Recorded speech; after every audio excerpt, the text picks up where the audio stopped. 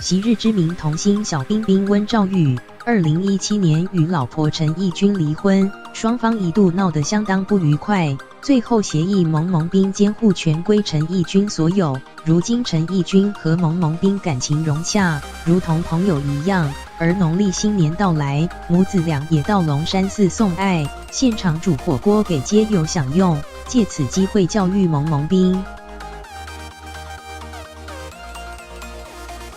据苹果报道，陈奕君带着蒙蒙彬和一群好友到龙山寺探望街友，还煮热腾腾的火锅给街友享用。而目前6岁半的蒙蒙彬正在就读国小1年级。虽然学校会教育要关怀弱势，但第一次看到街上的游民，蒙蒙彬还是不解，问他们为什么会睡在地上。他也趁机给蒙蒙彬机会教育。